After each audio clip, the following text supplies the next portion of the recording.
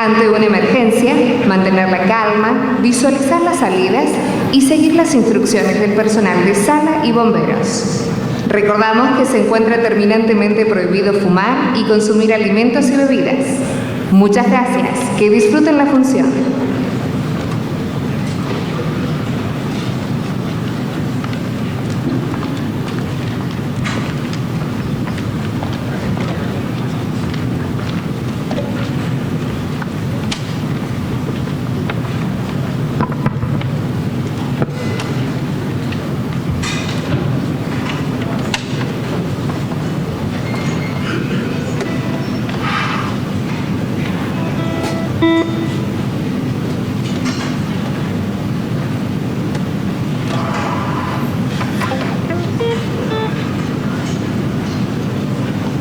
Toco tu boca, con un dedo toco el borde de tu boca. Voy dibujándola como si saliera de mi mano, como si por primera vez tu boca se entreabriera. Y me basta cerrar los ojos para deshacerlo todo y recomenzar. Hago nacer cada vez la boca que deseo, la boca que mi mano elige y te dibuja en la cara. Una boca elegida entre todas, con soberana libertad elegida por mí, para dibujarla con mi mano en tu cara, y que por un azar que no busco comprender, coincide exactamente con tu boca que sonríe por debajo de la que mi mano dibuja. Me miras, de cerca me miras, cada vez más de cerca, y entonces jugamos al círculo. Nos miramos cada vez más de cerca y los ojos se agrandan, se acercan entre sí, se superponen, y los cíclopes se miran, respirando confundidos. Las bocas se encuentran y luchan tibiamente, mordiéndose con los labios, apoyando apenas la lengua en los dientes, jugando en sus recintos donde un aire pesado va y viene con un perfume viejo y un silencio. Entonces mis manos buscan hundirse en tu pelo, acariciar lentamente la profundidad de tu pelo mientras nos besamos, como si tuviéramos la boca llena de flores o de peces, de movimientos vivos, de fragancia oscura. Y si nos mordemos el dolor es dulce, y si nos ahogamos en un breve y terrible absorber simultáneo del aliento, esa instantánea muerte es bella, y hay una sola saliva y un solo sabor a fruta madura, y yo te siento temblar contra mí como una luna en el agua.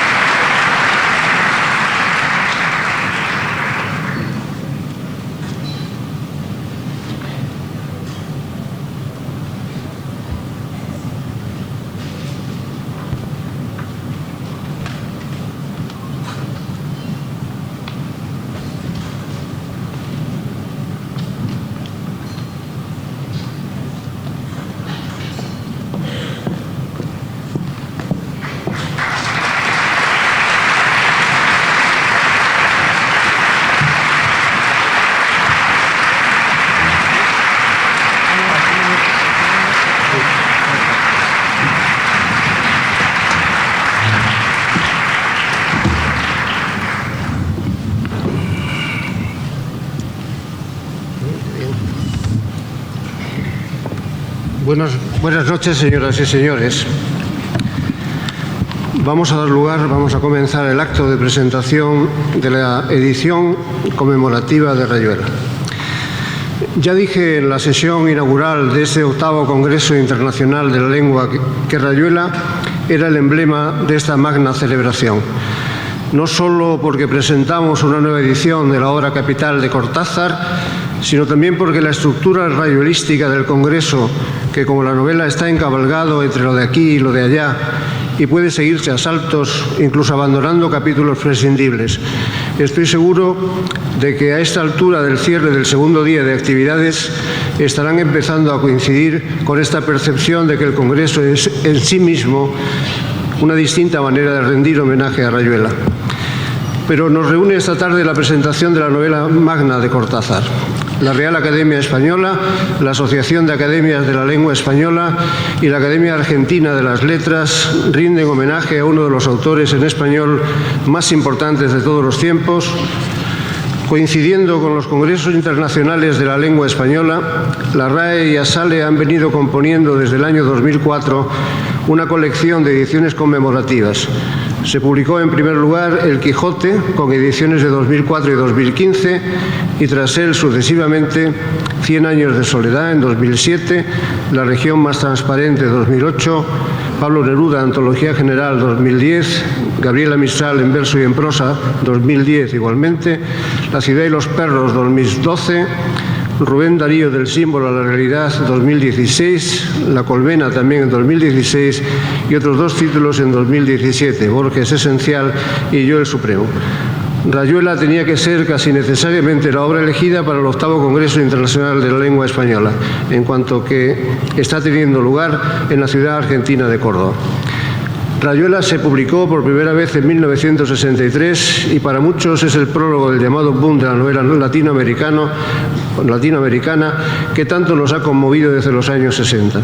Una novela que fue desconcertante, contranovela, como la calificó el propio Cortázar, que la llenó de resortes técnicos capaces de romper con los aspectos del discurso tradicionales, irregularidades lingüísticas, interrupciones del discurso, páginas en las que convergen voces distintas de obras que alteran en los renglones diferentes, que deben leerse salteados para poderlos comprender. Convivencia natural de diversas formas de español, peninsular, americano, argentino porteño, lunfardo, añadiendo por todas partes extranjerismos crudos, puntuaciones divergentes y, en general, una estructura narrativa que pone a prueba al lector, hasta llegar a la deslumbrante invención de un idioma particular y asombroso, el glílico. Les leo algo del capítulo 68 por si no recuerdan su sonido. Apenas él le amalaba el noema, a ella se le agolpaba el clémiso y caían en hidromurias, en salvajes ambonios, en sus talos exasperantes.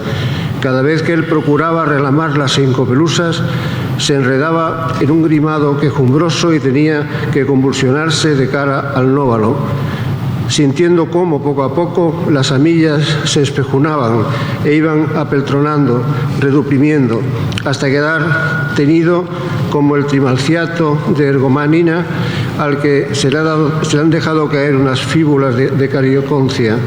Y sin embargo era apenas el principio, porque en un momento dado ella se tordulaba los surgalios, consintiendo en que él aproximara suavemente sus ofelunios. Apenas se entreplumaban algo, como un ulocordio se encristonaría, los extrajustaba y paramovía. De pronto era el clinón, la estefurosa convulcante de las mátricas, la jadeollante embocapluvia del orgumio, los epromenios del merpasmo. En una sobrehumítica hago pausa. Mi amigo Andrés Amorós, catedrático de Literatura de la Complutense de Madrid, crítico literario y experto en glílico, que suele recitar estas líneas de memoria, no sé si como un acto de homenaje a Cortázar o como una exhibición del carácter superlativo de sus capacidades, ha escrito en sus comentarios sobre Rayuela que, leído en voz alta, no cabe la menor duda de que el párrafo es la evocación de una escena erótica mediante un lenguaje puramente musical. Algunas aplicaciones del glílico Se encuentran también en Rayuela aplicadas, utilizadas en general para los diccionarios, incluido el diccionario de la Real Academia Española, para explicar los juegos en el cementerio, donde cementerio equivale a diccionario. Diccionario en general y no, como han interpretado algunos perversos, diccionario de la Real Academia Española. Este es un juego en el cementerio diccionario que propone Cortázar. Hartos del cliente y de sus cleuanos, le sacaron el clíbano y el clípeo y le hicieron tragar una clica. Luego se aplicaron un clistel clínico en la cloaca, aunque cloaca por tan clivoso ascenso de agua mezclada con el clinopodio, resolviendo los clisos como el clelizón clorótico. Algún congresista me ha preguntado, a la vista de la calificación cortaciana de diccionario como cementerio, por el sentido de la publicación de Rayuela por la Academia. Le he explicado que, como demuestran los famosos y recientes tuits de nuestro servicio de consultas, también los académicos, aunque parezca mentira, tenemos sentido del humor y, desde luego, nos rendimos ante las creaciones sublimes. En definitiva, como ha escrito Sergio Ramírez para referirse al asombroso que Rayuela causó, el asombro que Rayuela causó a los jóvenes de su generación, se trataba de la novela juvenil de un señor que aparentaba ser joven y no dejaba de ser joven. Novela, dice, de mamadera de gallo, catálogo crítico de esperpentos y cursilerías, antinovela, desnovela, contranovela, metanovela, paranovela. ¿Quién no iba a sentirse entonces seducido? Todos sus críticos han acabado por concluir que hay que leerla considerando la vis humorística o cómica que la atraviesa de principio a fin. La edición que ahora publica la Real Academia Española y sale bajo la dirección del presidente de la Academia Argentina de las Letras, don José Luis Moure, reproduce el texto de la primera edición de Editorial Sudamericana de 1963, que es la que se corresponde al diseño final que el autor quiso dar a la novela.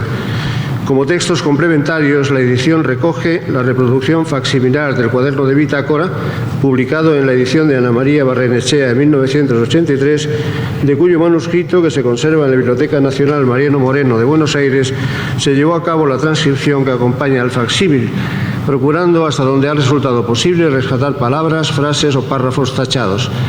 El cuaderno de bitácora es, como lo explicó Barrenechea, un conjunto heterogéneo de bosquejos, dibujos, planes de ordenación por capítulos, listas de personajes, propuestas de juegos con el lenguaje, citas con otros autores, rasgos positivos y negativos de los argentinos y meditaciones de muy diversa condición. La edición recupera 3 textos de autores contemporáneos de Julio Cortázar: Gabriel García Márquez, Adolfo Bioy Casares y Carlos Fuente. También de los 2 escritores que nos acompañan hoy en esta presentación, Mario Vargas Llosa y Sergio Ramírez, y de los sabios críticos expertos en Rayuela, Julio Ortega, Andrés Amorós, Eduardo Romano y Graciela Montal. Esto es todo por mi parte. Ahora doy la palabra a don José Luis Moure, presidente de la Academia Argentina de las Letras y coordinador de la edición conmemorativa.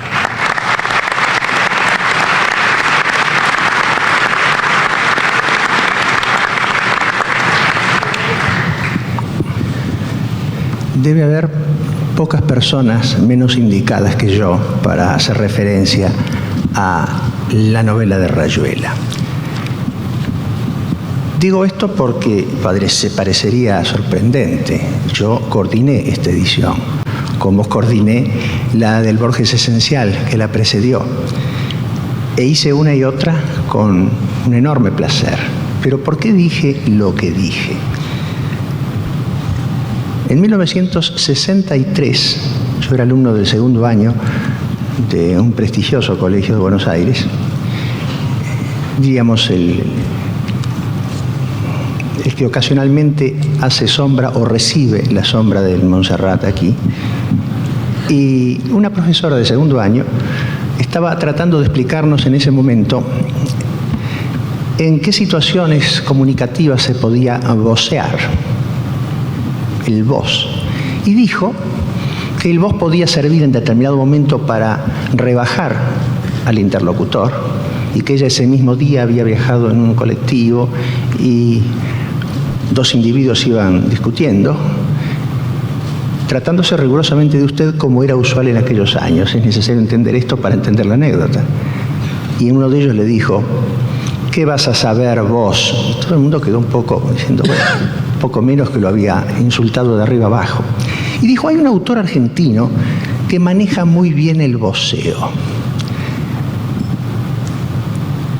ustedes pueden verlo en una novela reciente que es Los Premios.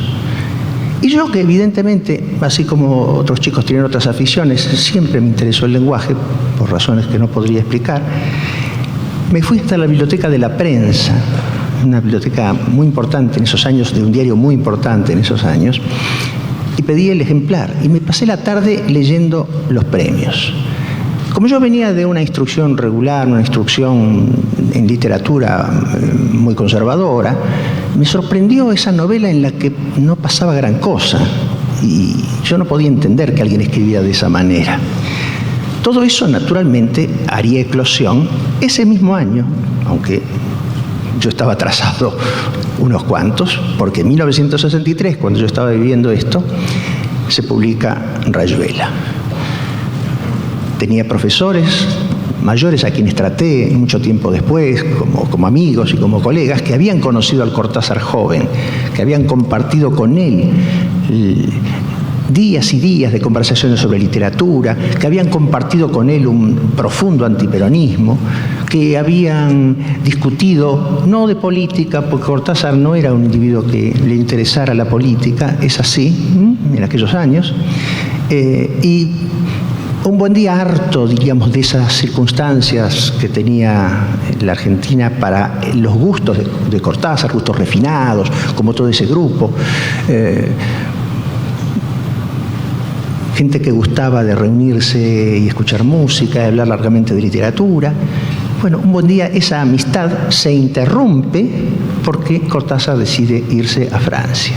Y allí se produce un primer profundo quiebre que va después a irse desarrollando de manera más o menos lenta hasta que en otro momento de la vida, como nos contaba hace un momento Mario Vargas Llosa, se producirá otra transformación. Pero yo puedo asegurarles por las amistades y por la correspondencia y las cosas que decían estas personas que trataban, que esto había sido, digamos, ya empezaba a verse o a advertirse cuando él se va a Francia y empieza a tomar distancia de la realidad argentina.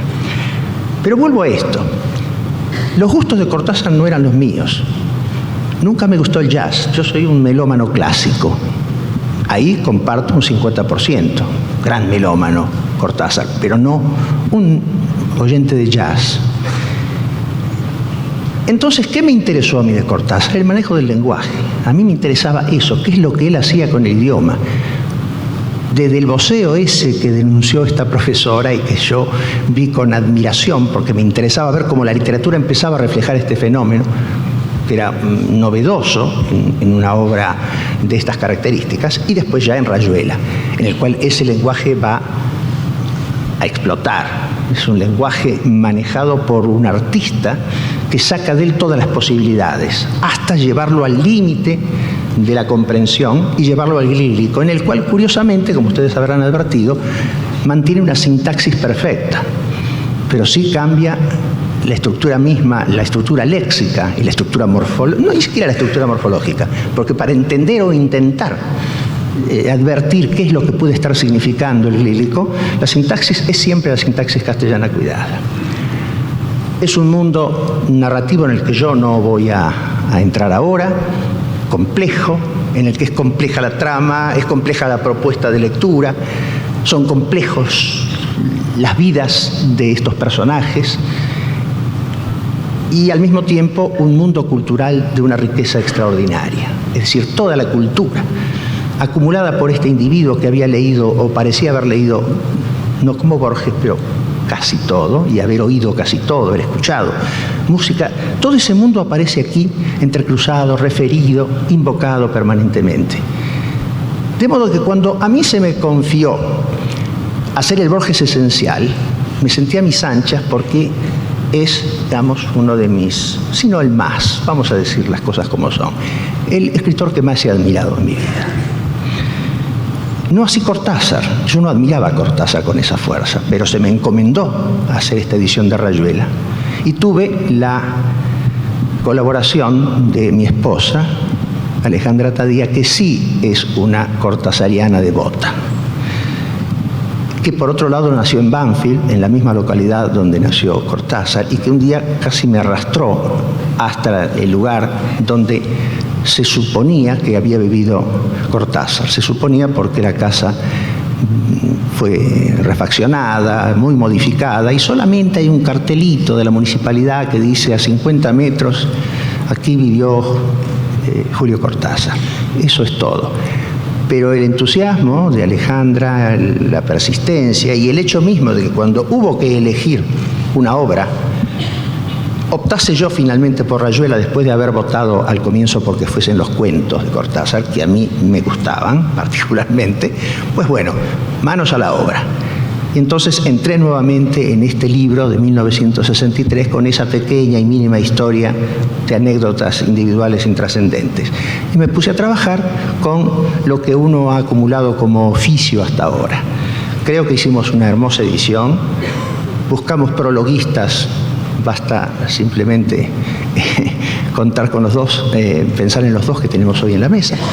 Algunos dos argentinos, estaban en ese momento uno en el exterior, Graciela Montaldo, y Romano, de Buenos Aires, profesor de literatura hispanoamericana. Fuimos adosando esos textos.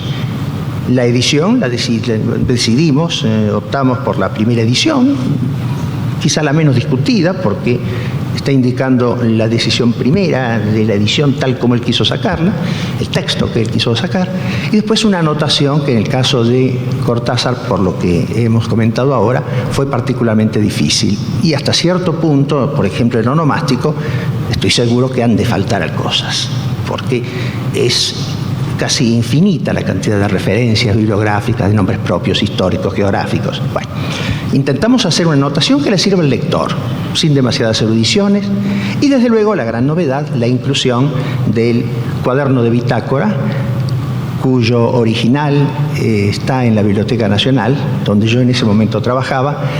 Le pedí a Alberto Mangel que nos cediera el permiso para introducir este facsímil largo, y así fue. Y conté, y eso no puedo silenciarlo, en todo momento con la invaluable colaboración de Carlos Domínguez Cintas, director de publicaciones de la Real Academia Española, con quien ya había trabajado con enorme gusto para hacer el Borges Esencial, pieza clave para terminar estas ediciones con la calidad que tenemos. Trabajó sobre ese cuaderno de bitácora para hacerlo legible.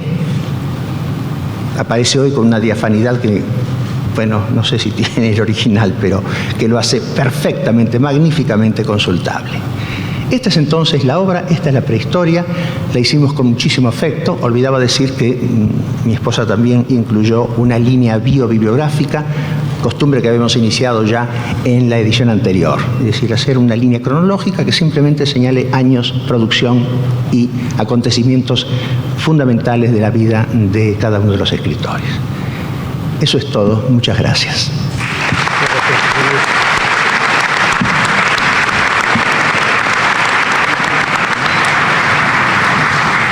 Tiene la palabra don Luis García Montero, director del Instituto Cervantes. Yo agradezco sinceramente a la editorial Alfaguara y a las academias de la lengua española que nos den la oportunidad y el motivo de releer Rayuela. Las dudas siempre son de distinta estirpe. Se puede dudar, bueno, porque Julio Cortázar no es de los escritores preferidos, pero se puede dudar también porque uno se ha entusiasmado con un escritor, con una primera lectura, y se teme.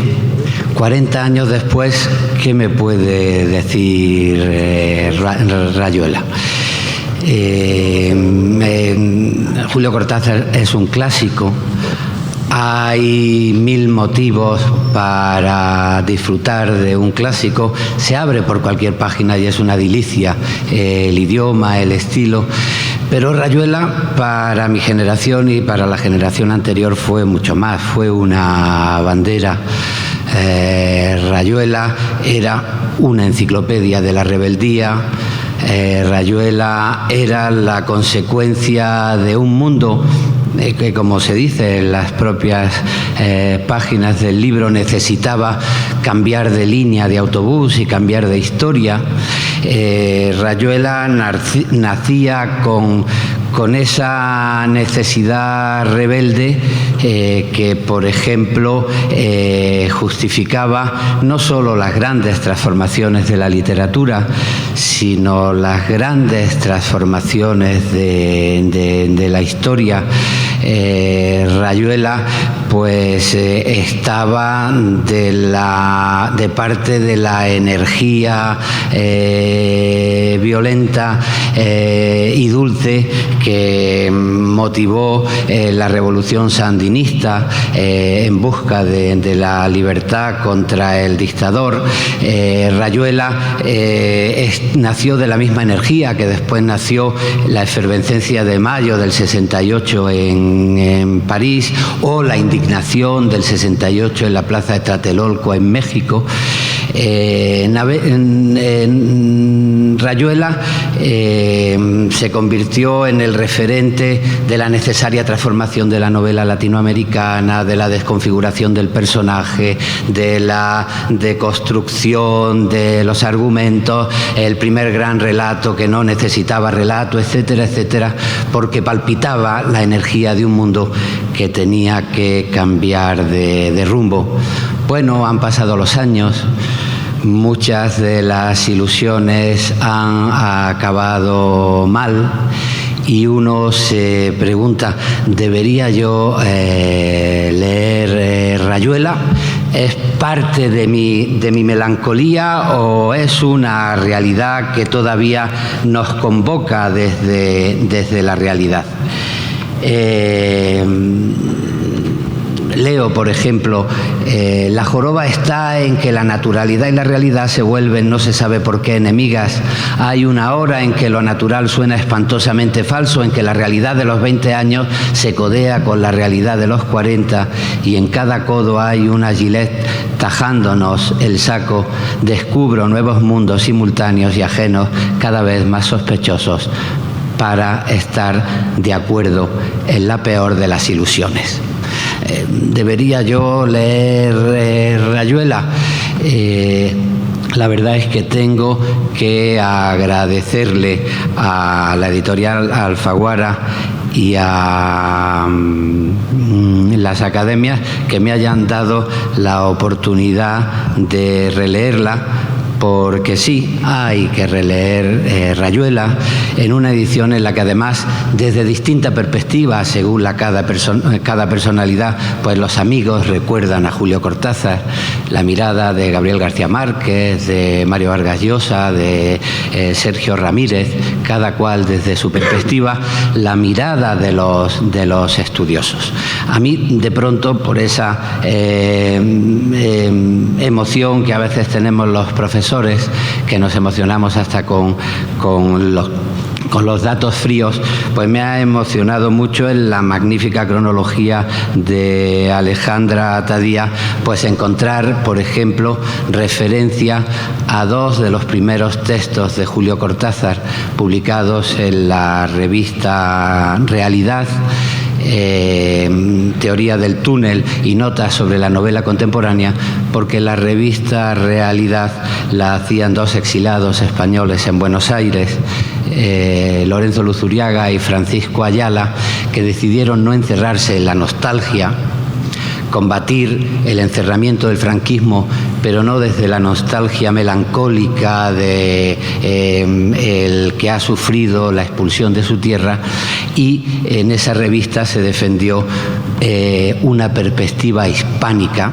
Así lo defendía Francisco Ayala, ya que estamos en Buenos Aires, uno de los grandes centros de la hispanidad. En vez de cerrarnos en la melancolía española, vamos a crear una perspectiva hispánica de respuesta a los retos de lo que entonces él llamaba la unificación tecnológica del mundo. Y en eso estamos aquí estos días en el Congreso de la Lengua, defendiendo frente a cualquier fragmentación la necesidad de una perspectiva panhispánica para responder a los retos que nuestra comunidad tiene en la globalización. Y sí, Me parece que la energía es necesaria porque el mundo no es ni bueno ni sagrado, porque sigue habiendo muchas injusticias, no solo lo que se refiere a la libertad, sino también a la economía, y porque me parece que sigue siendo muy necesario nuestro compromiso con la realidad. De manera que gracias Alfaguara, gracias Academia, por haber combatido mis temores de la admiración, porque he vuelto a admirar la energía y el entusiasmo de Julio Cortázar.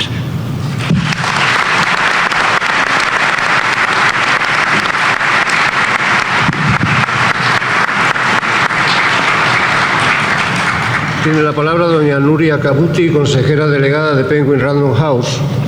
Hola, buenas tardes. Y don Santiago, muchísimas gracias por invitarme a participar en esta mesa de expertos y sabios en nombre de la editorial. La verdad es que desde el año 2004 Alfaguara acompaña a la Real Academia Española y a la Asociación de Academias de la Lengua Española en la aventura de editar la hoy emblemática colección de ediciones conmemorativas. Existe una coincidencia feliz entre los objetivos de la Academia y la visión editorial de Penguin Random House y el sello Alfaguara. Por una parte, tanto ellas como nosotros defendemos la idea de que el español es una patria común. Y esto marca nuestra misión de establecer puentes que permitan que la literatura viaje de una orilla a otra. Y también en un viaje de norte a sur, a través de la geografía de nuestra lengua. Por otra, creemos que las grandes obras escritas en nuestro idioma son un patrimonio y una herencia compartidos, y así lo transmitimos a nuestros lectores. Para un sello literario como Alfaguara, el proyecto de crear y publicar una colección formada por la mejor literatura en español, en ediciones definitivas, a precios populares y avaladas por la Real Academia Española y la Asociación de Academias de la Lengua Española, es la mejor plasmación de este objetivo. Por ello, desde la edición de Don Quijote de la Mancha en el año 2004 y coincidiendo con la celebración del 4º centenario de la obra, asumimos como un reto editorial el hecho de convertir obras canónicas de la literatura en español en auténticos bestsellers. Los resultados de este proyecto, que parecía un sueño digno del personaje de Cervantes, han sido incontestables. Más de 3 millones de libros vendidos del ingenioso Hidalgo y más de 1 millón de ejemplares vendidos de 100 años de soledad, por citar los casos más paradigmáticos. Estas cifras confirman que nuestro empeño por acercar la mejor literatura a todos los públicos se ha cumplido con creces. 15 años después de la publicación del Quijote, hoy estamos celebrando que ve la luz su 11º volumen, Rayuela, la obra más emblemática de Julio Cortázar y uno de los grandes hitos literarios de la literatura en español. Una novela y un autor que rompieron todos los moldes de la narrativa contemporánea y planteó nuevas formas de contar y de leer. Para nosotros, la publicación de esta edición conmemorativa constituye una doble alegría.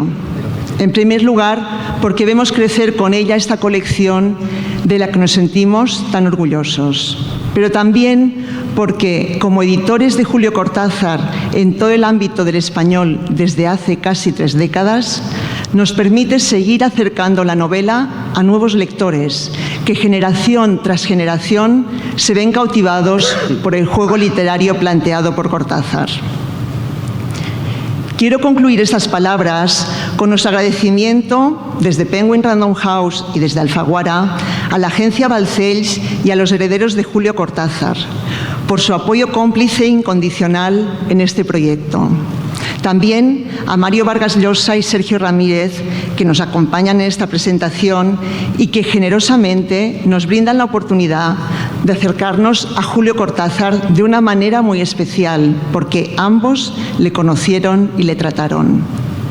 a las academias por seguir confiando en nosotros como los editores de sus conmemorativas, y en especial a la Real Academia Española y a la Academia Argentina de Letras y a su director, don José Luis Moure, por la edición y coordinación del espléndido volumen de Rayuela, que hoy pasa a formar parte de esta biblioteca de los mejores autores de nuestra lengua. Muchas gracias.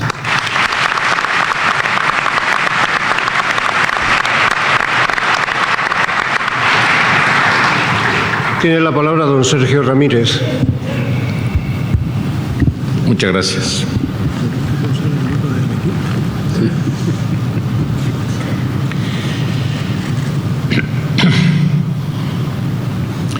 Debo comenzar diciendo que para los escritores de mi generación en América Latina, la década de los 60 abrió más de una perspectiva, porque fue una década de retos, desafíos e interrogantes como ninguna otra del siglo XX.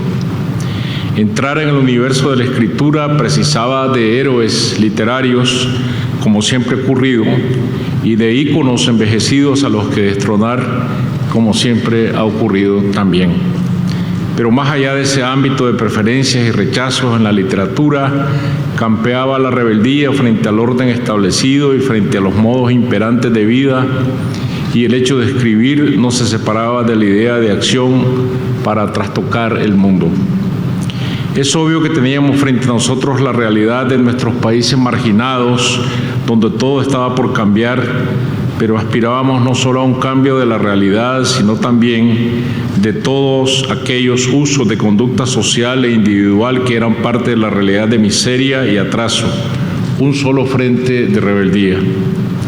Los años 60 fueron vertiginosos, los Roaring Twenties, esos 20 años que ensalzó el escritor nicaragüense José Coronel Urtecho, se le quedaron cortos. La muerte del Che en Bolivia en 1967 le dio un resplandor ético a la ansiedad por un mundo nuevo que debía levantarse sobre los escombros del otro del que creíamos despedirnos, al que los Beatles habían puesto la primera carga de profundidad con su primer álbum en 1962. Era ese mismo mundo nuevo abierto en el horizonte al que Julio Cortázar venía a dar las reglas de juego con la publicación de Rayuela un año después, en 1963. Esas reglas consistían, antes que nada, en no aceptar ninguno de los preceptos de lo establecido y a poner el mundo patas arriba de la manera más irreverente posible y sin ninguna clase de escrúpulos o concesiones. Hablando con la nostalgia de toda la edad pasada, que siempre fue mejor, diría que entonces las causas, aquellas por las que manifestarse y luchar, eran reales, podían tocarse con la mano. Se vivía en una atmósfera radical en el mejor sentido de la palabra, un radicalismo implacable que compartían viejos como Bertrand Russell. Los principios eran entonces letra viva y no como hoy reliquias a exhumar. La palabra causa tenía una aura sagrada. En los 60 estaba de por medio la lucha por los derechos civiles en los Estados Unidos, la guerra de Vietnam, las dictaduras en Grecia, en América Latina, en España y Portugal, la lucha por la descolonización en Asia y en África. Un solo gran concierto de rock como el de Woodstock podía interpretar toda esa rebeldía espiritual, y aún el envejecimiento de las universidades, que se habían vuelto momias crepusculares, era una causa por la cual salir a las calles. Las jornadas de rebeldía en las calles de París en la primavera de 1968 y la masacre de estudiantes en la plaza de Tlatelolco en México en octubre de ese mismo año tuvieron como detonante la obsolescencia académica para transformarse después en reclamos por el cambio a fondo de la sociedad anquilosada y mentirosa. El espíritu de Julio Cortázar flotaba sobre esas aguas revueltas de la historia de los cronopios que querían tomar por asalto el poder, porque los seres humanos quedaban implacablemente divididos en cronopios, esperanzas y famas. La rebeldía juvenil se encarnizaba contra los modos de ser y también contra los modos de andar por la vida, porque se trataba de un cuestionamiento a fondo, no de doble fondo.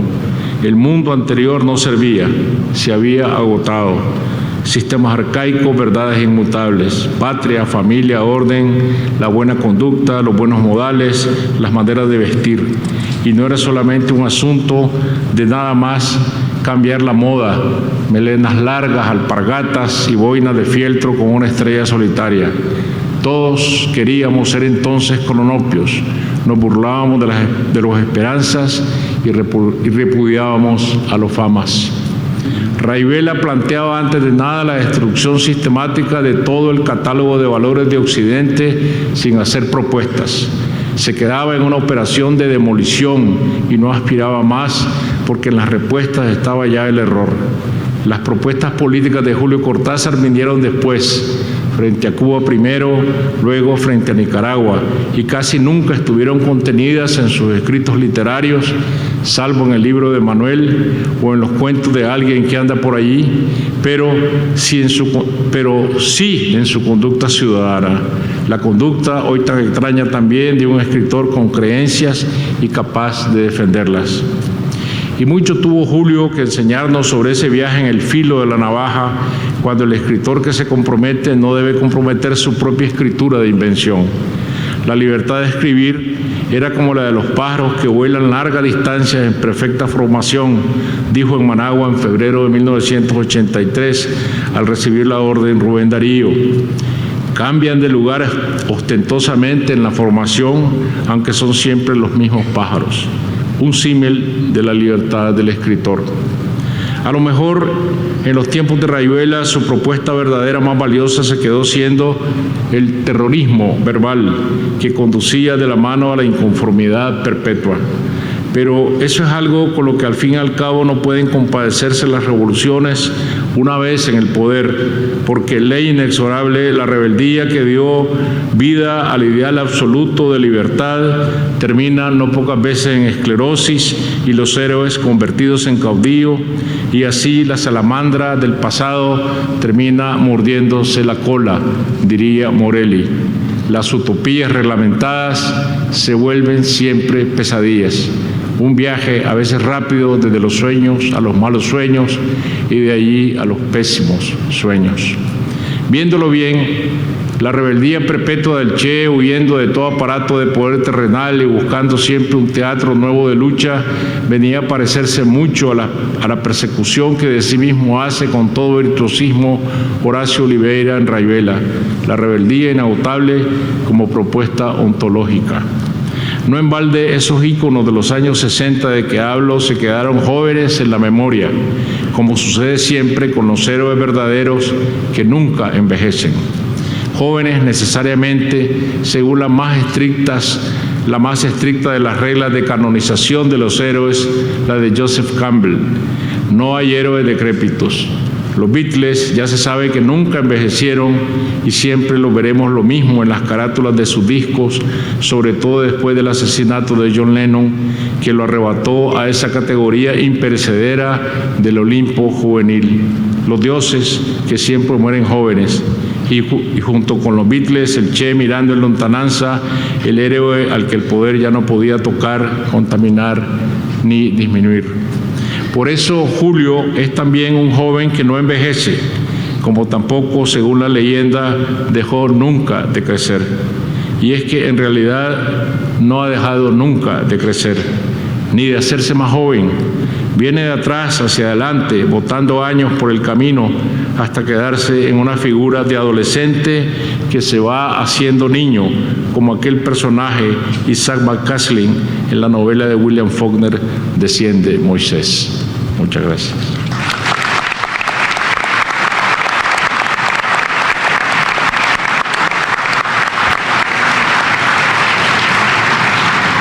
Tiene la palabra don Mario Vargallosa. Gracias. Cuando yo estudié en literatura, primero en la Universidad de San Marcos, en Lima, y finalmente en la Complutense de Madrid, estaba de moda en los cursos de literatura la llamada estilística, una perspectiva para analizar las obras literarias que exigía prescindir enteramente de la biografía del autor. Había que juzgar las obras literarias en cuanto a obras literarias como unas determinadas construcciones del lenguaje, estudiar el narrador, estudiar los puntos de vista, estudiar la organización del tiempo dentro de las novelas, pero lo que era absolutamente fundamental para diferenciarse sobre todo de la crítica anterior, la crítica romántica, había que olvidarse de todas las anécdotas, de la historia, de la chismografía de quien había escrito esa obra literaria. Yo creo que en muchos casos esa teoría vale, funciona, que la biografía del autor que escribe la obra es perfectamente prescindible. Pero no creo que sea el caso de la obra que nos reúne esta noche, Rayuela. Creo que ella hubiera sido imposible de concebir, de escribir sin la personalidad de su autor, de la manera como él era, sus intereses, su carácter, su personalidad, sus curiosidades, sus apetitos. Yo quisiera comenzar esta exposición contarles cómo conocí a Julio Cortázar. Lo conocí el año 58, yo estaba haciendo un doctorado en Madrid, pero había ido a pasar a París ese fin de año. Y un amigo peruano que trabajaba en la UNESCO nos invitó a cenar. Me tocó en esa cena, al lado, un muchacho muy delgado y muy alto, que había llegado con su mujer, que era una persona más bien bajita, con ojos muy vivos, y una pareja que creo que nos impresionó a todos los que estábamos en aquella cena por la originalidad, simpatía y riqueza de su conversación. Siempre que estuve en aquellos años yo con Julio y Aurora, tenía la impresión de que las conversaciones las habían ensayado antes de ponerlas en práctica ante un público, por la extraordinaria inteligencia que las caracterizaba, por la manera como se pasaban la palabra. Eran conversaciones que en la literatura estaba siempre presente y muchas veces era la gran protagonista, pero también había relaciones, referencias a lo puramente vivido y no leído, pero siempre con una sincronización y una interconexión que daba esa absurda idea de que aquellas conversaciones habían sido preparadas y ensayadas. El muchacho que me tocó al lado, que como digo era muy delgado y muy alto, me dijo que había publicado un libro de cuentos, que Arreola le estaba publicando un segundo libro de cuentos en México, y yo tuve la sensación de que era un muchacho como yo, es decir, que más o menos tenía mi misma edad. Yo le conté que había ganado un concurso de cuentos en España y que muy pronto iba a salir en Barcelona un libro mío de cuentos, y lo traté exactamente como si fuera un contemporáneo. Solo al salir, al terminar esta cena, descubrí que era Julio Cortázar.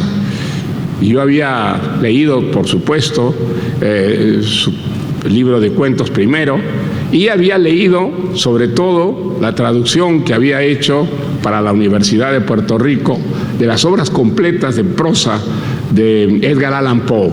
Me quedé muy, muy impresionado al saber que era Julio Cortázar, y me quedé todavía más impresionado cuando descubrí que ese muchacho al que yo creía mi contemporáneo tenía 22 años más que yo. Era un personaje que realmente parecía un Dorian Gray, es decir, alguien que tenía garantizada la eterna juventud. Nos escribimos, yo le mandé mi librito, mi primer libro de cuentos, él me mandó el libro que había salido en México, que le había publicado una colección que dirigía Juan José Arreola, que se llamaba El final de juego. Y luego, el año 1959, cuando yo fui a vivir a París, nos vimos mucho. A mí me producía un verdadero deslumbramiento Julio Cortázar por su inteligencia, por su cultura literaria prodigiosa, pero también por esa buena entraña que lo caracterizaba. Era buena gente. Cuando decimos buena gente, generalmente queremos decir un bobalicón. Él no era nada bobalicón, y lo que tenía es una muy buena manera de ser. Era un hombre generoso, era una persona, sobre todo después cuando se hizo muy famoso, que cuando recibía cartas de jóvenes que le pedían consejos, se los daba con mucha responsabilidad y con mucha prudencia. Sabía que la personalidad de un joven que comienza a escribir es siempre delicada, y entonces se interesaba muchísimo en no ofenderlo, en no destruir esa vocación y en darle siempre los consejos adecuados. El tiempo que perdía o que ganaba Julio dedicándose a leer las cosas que le mandaban era realmente extraordinario. Y lo sé porque yo le mandé también muchas cosas mías y siempre me respondía con gran cuidado, con opiniones que revelaban que había leído aquellos textos con lujo de detalles. Y en su conversación y en sus maneras, esa generosidad, esa franqueza, esa bondad que lo caracterizaba, aparecía siempre. Yo creo que esa personalidad es inseparable de lo que es Rayuela. En aquellos años, fines de los años 50, comienzos de los años 60, eran los años en los que él escribía esta novela, que tendría luego una repercusión gigantesca, sobre todo en el mundo de nuestra lengua, en el mundo del español. Me acuerdo que a mí me sorprendía muchísimo las veces que conversábamos sobre el libro que estaba escribiendo, que me dijera que muchos días él se sentaba a la máquina de escribir, escribía en una máquina que no sabía qué iba a ocurrir en la novela aquella mañana. Yo le preguntaba, pero ¿no tienes tú un esquema, más o menos, una idea previa? No, en absoluto. Me dijo, yo me siento sin saber qué cosa va a ocurrir aquella mañana que escribo. Y creo que, estoy seguro que es cierto que él no exageraba ni mentía en estas cosas, pero para un lector de Rayuela resulta muy difícil imaginar que no había un trabajo previo, un esquema previo de una novela que parece tan rigurosamente estructurada. Una novela en la que hay desde luego una libertad extraordinaria en la construcción como en el lenguaje en que está escrito, pero resulta realmente difícil imaginar que aquello había ido saliendo naturalmente y que prácticamente no había recibido una revisión radical. El mundo de Julio Cortázar a mí me impresionaba mucho porque era un mundo aparte del mundo de él y de Aurora. La complicidad entre él y Aurora no era solamente en el campo de la conversación, era en un estilo de vida. Al mismo tiempo que vivían con una gran sencillez, trabajando ambos como traductores de la UNESCO. Dicho sea de paso, en la UNESCO se contaba algo extraordinario, en relación con esta pareja. Y es que se habían presentado ambos a un concurso de traductores y que habían sacado el primero y el segundo puesto, el primero Aurora y el segundo Julio, y que entonces la UNESCO les había ofrecido un contrato permanente, es decir, que fueran a trabajar como traductores de una manera permanente a la UNESCO. Algo que, dicho sea de paso, pues los latinoamericanos que llegaban a París, y sobre todo con vocaciones artísticas o literarias, significaba un sueño para ellos. La seguridad y la sorpresa en la UNESCO había sido que ellos habían rechazado este contrato permanente y que habían preferido ser temporeros, como se llamaban aquellos traductores que solamente trabajaban de tiempo en tiempo mediante contratos temporales. ¿Y por qué habían rechazado el contrato permanente, tan deseado por todos los latinoamericanos de París, sobre todo de pocos ingresos en aquellos años? Y habían dicho que para tener tiempo para leer y para escribir. Y eso era lo que más sorprendía a los traductores de la UNESCO, entre los cuales me conté yo, dicho sea de paso, también temporalmente. El mundo de los Cortázar era un mundo, como digo, aparte, era un mundo hecho de libros, por supuesto, de pintura, iban mucho a exposiciones, de búsqueda de cosas raras. Me acuerdo, por ejemplo, que Julio me invitó una vez a acompañarlo a un congreso de brujas, bueno, palmistas, adivinadoras, que se realizaba en la Mutualité.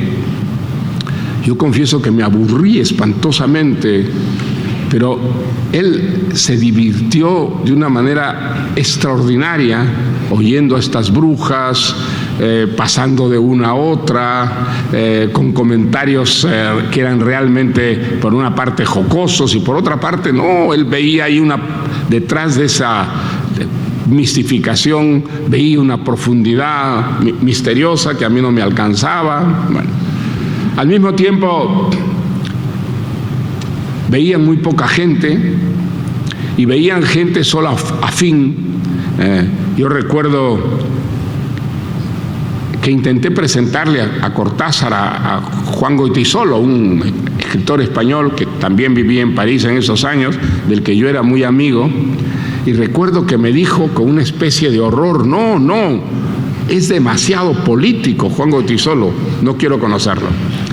En ese tiempo la política era algo que no le interesaba en absoluto y que le parecía algo que de alguna manera podía contaminar y empobrecer ese mundo muy rico, muy original y muy personal que tenían.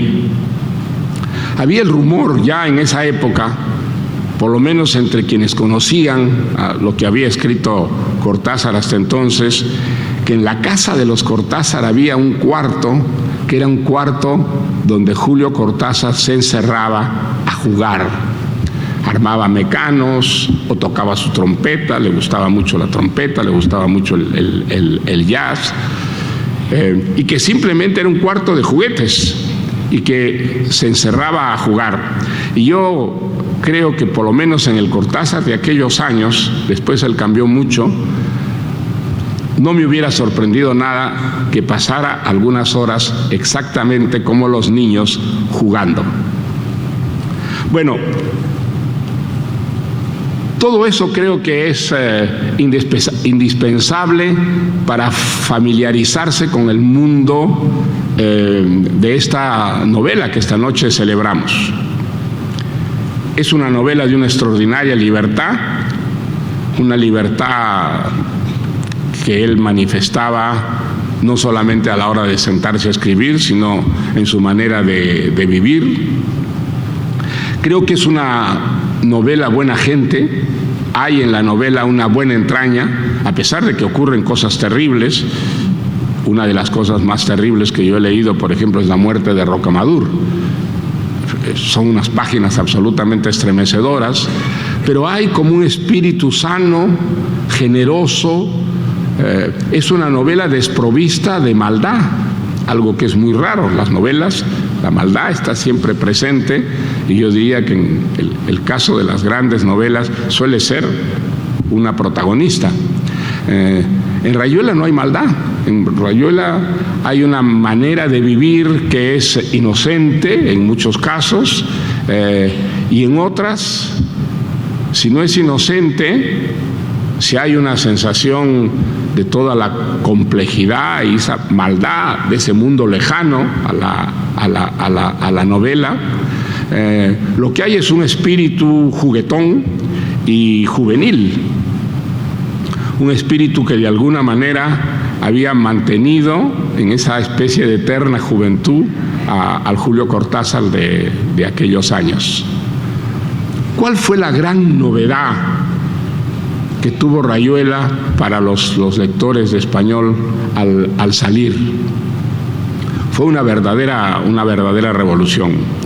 Yo creo que no fue la estructura tan absolutamente insólita, sorprendente, de esta novela que se podía leer de distintas maneras, de esta novela en la que pasaban tantas cosas sorprendentes, raras, extraordinarias, sino probablemente que era la primera novela en nuestra historia, en la historia de la lengua española, que introducía el juego con un elemento absolutamente esencial, desde el título de la novela.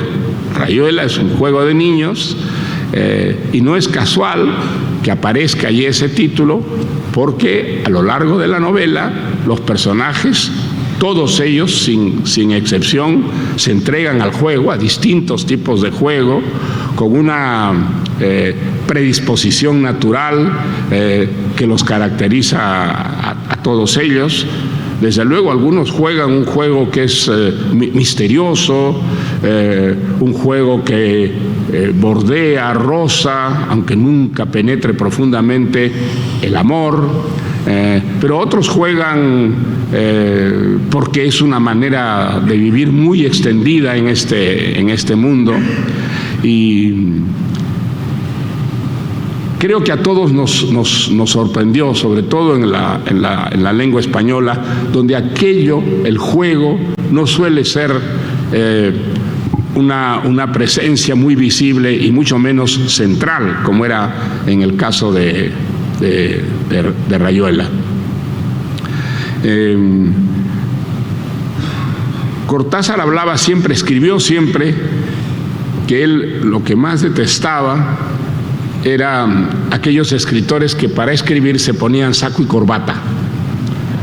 Él tenía la sensación de que si uno escribía en mangas de camisa, escribía de una manera menos convencional, con mucha más libertad, y que la rebeldía, la insumisión, el provocar determinadas alarmas que debía tener la buena literatura, era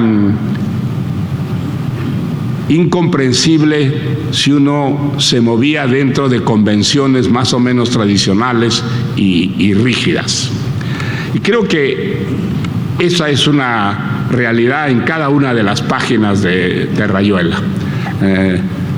Las convenciones con las que está escrita la novela no son las convenciones dentro de las cuales nos movemos en el mundo. Al contrario, siempre estamos amenazándolas, desafiándolas, rompiéndolas, no para vivir dentro de una absoluta anarquía, no, las convenciones existen en la novela, pero son convenciones diferentes, son convenciones creativas y son convenciones que se enfrentan a aquellas tradicionales que representan los lugares comunes, que representan más o menos la normalidad. La normalidad no existe dentro de Rayuela, lo que hay es una anormalidad en toda la que viven todos los personajes, y que de alguna manera llega a crear un mundo aparte, un mundo que no tiene nada que ver con el mundo real, que es una especie de contramundo, y en el que el juego representa una forma fundamental de existencia, de comunicación, de denominador común entre los seres humanos y también una manera a través de lo cual los personajes adquieren consistencia y realidad. Creo que esta novela provocó un extraordinario impacto tanto en España como en los países latinoamericanos y contribuyó de una manera decisiva a hacer de Julio Cortázar un escritor famoso.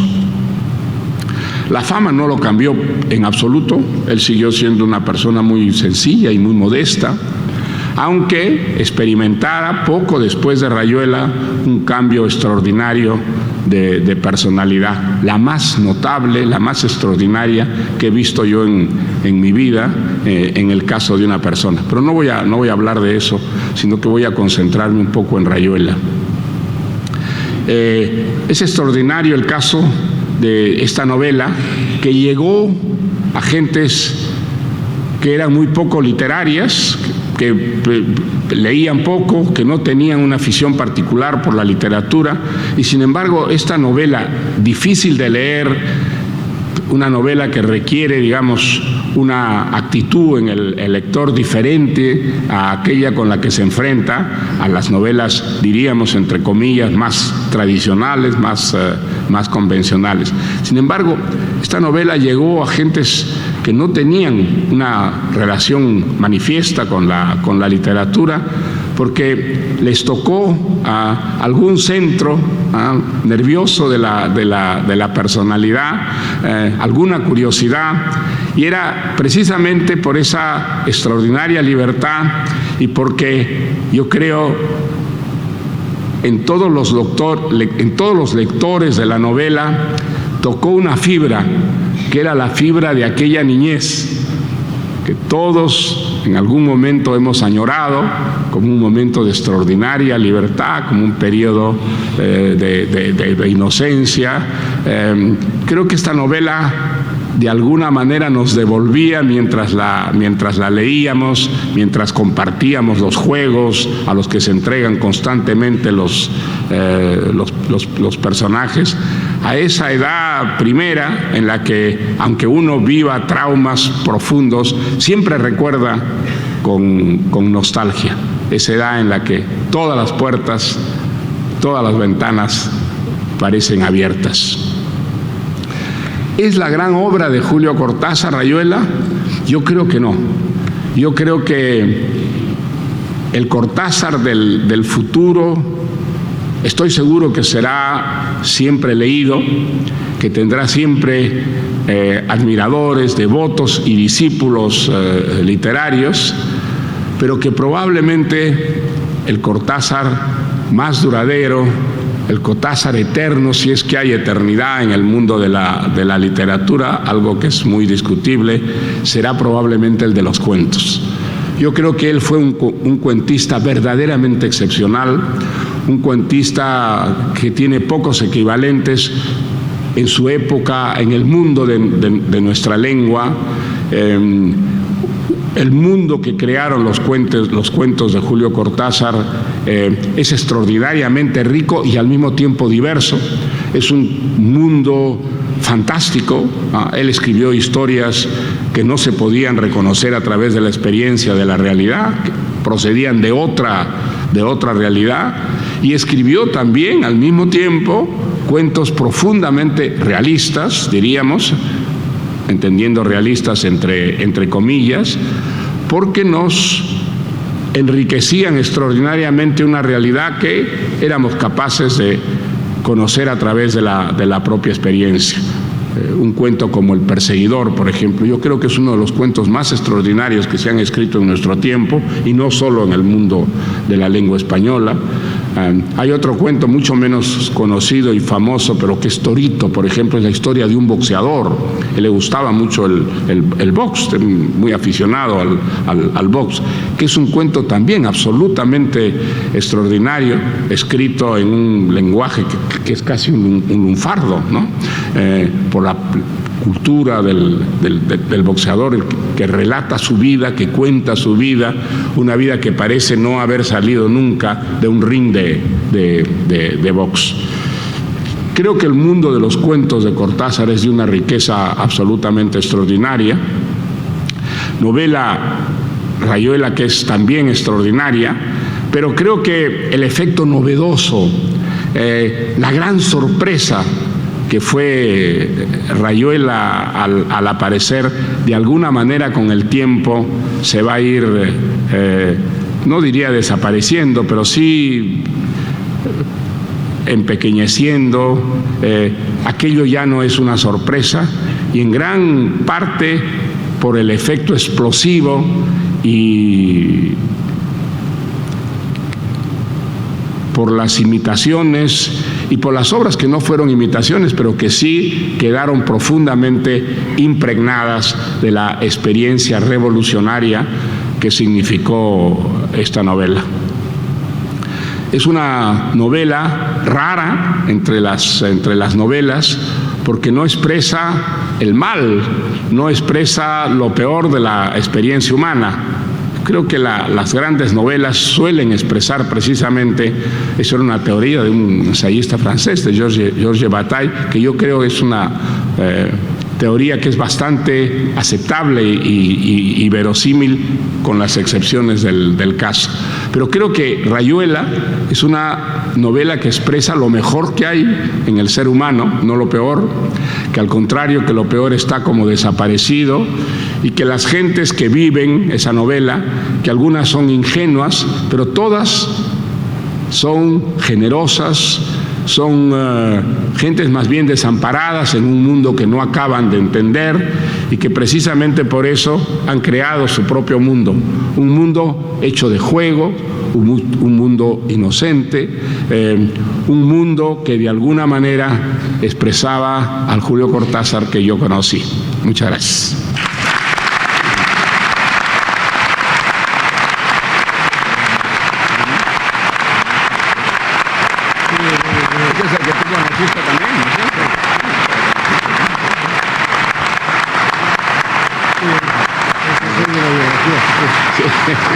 Habría que escribir una biografía.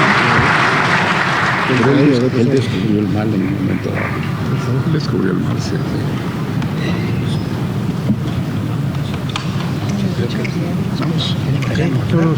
Ah, no.